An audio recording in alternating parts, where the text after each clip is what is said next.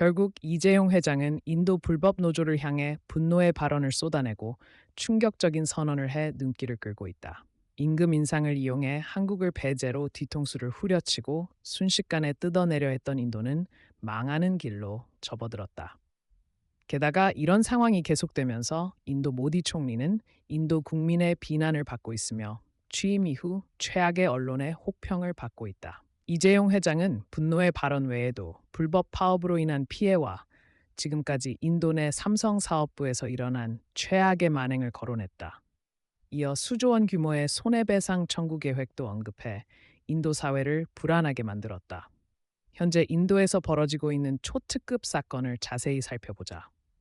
지난주 삼성과 인도 공장 노동자의 파업이 거의 합의됐다는 소식이 나왔지만 하루도 채 지나지 않아 파업이 무효화됐다는 소식이 전해졌다. 실제로 삼성 공장 불법 노조인 삼성노동복지회는 공공연히 추가 임금 인상을 요구하며 파업을 저지했다. 삼성전자가 인도에 진출한 이후 처음으로 일어난 대규모 파업이 세계의 주목을 받고 있다.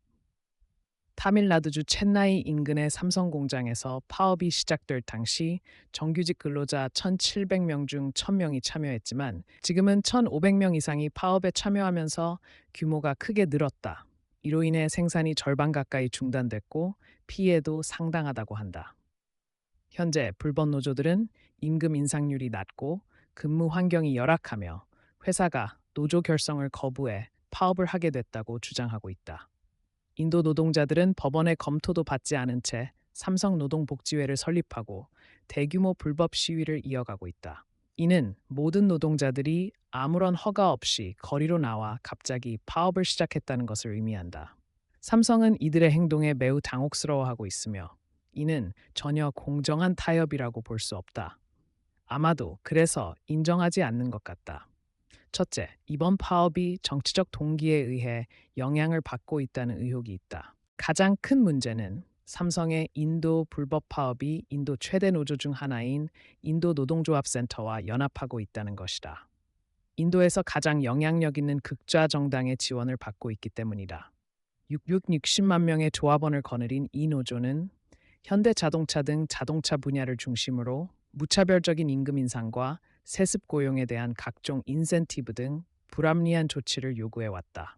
로이터 통신은 삼성전자 등 기업의 임직원이 자체 노조를 결성할 수 있지만 일부 근로자는 1970년에 설립된 CIT 등의 단체와 협력하는 것이 대중의 지지를 얻고 기업 내에서 더 나은 발언권을 얻는 방법이라고 인식하고 공공연히 정치적 도움을 받고 한국 기업을 착취하고 있다고 분석했다. 생산에 영향을 미치는 이 규모의 파업은 인도 전자산업에서 흔하지 않다. 2021년 위스트론구와 폭스콘 아이폰 공장에서 일어난 파업은 모두 임금 미지급과 식중독 사고로 인해 발생했기 때문이다. 만약 이런 일이 과거에 일어났다면 중국과 마찬가지로 삼성전자, 현대 등 한국 대기업과 애플, 마이크로소프트, 구글 등 글로벌 기업이 공공연히 인도를 떠날 가능성이 매우 높다. 인도 현지 전문가들 사이에서는 정부가 개입해 삼성 등 다국적 기업을 보다 적극적으로 도와야 한다는 우려의 목소리도 나오고 있다. 나아가 이번 인도 불법 파업에 대한 연대는 단순한 발언에 그치지 않는다. 인도 내 다른 전자 제조업체에도 영향을 미치고 있다. 특히 삼성의 협력사인 파워비에서 시작해 규모가 커지고 있는 현지 기업들의 주장은 우려를 증폭시키고 있다. 인도 노조가 CITU 등 대형 노조와 연합하고 협력사 문제를 대기업과 연결해 선동과 조작을 보이고 있어 앞으로 더 많은 글로벌 기업이 비슷한 문제에 직면할 가능성이 높아지고 있기 때문이다.